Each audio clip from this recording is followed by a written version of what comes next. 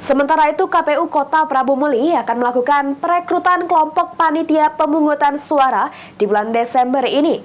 Perekrutan KPPS dibuka sebanyak-banyaknya dengan persyaratan minimal lulusan SMA dan usia maksimal 55 tahun.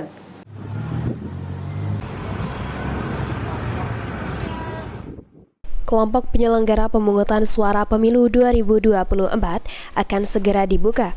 Pendaftaran KPPS yang direncanakan 11 Desember 2023 tersebut akan direkrut panitia pemungutan suara kelurahan desa. Ketua KPU Kota Prabu Muli, Marjuan Syah, meminta perekrutan KPPS oleh PPS Kelurahan Desa dilaksanakan dengan selektif. Dalam proses perekrutan, data pendaftaran akan dicek terlebih dahulu melalui sistem informasi anggota KPU dan Badan ADHOAC. Lewat Silpol pula, informasi mengenai pendaftaran dapat diketahui apakah terdaftar di parpol atau tidak.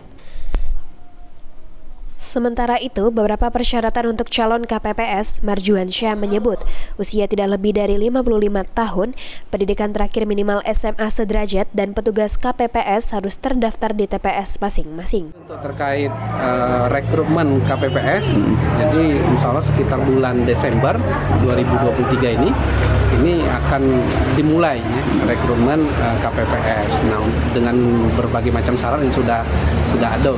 Kalau syarat-syarat umum, pendidikan minimal SMA sederajat. Nah, ada penambahan syarat khusus sekarang, maksimal usia itu 55 tahun.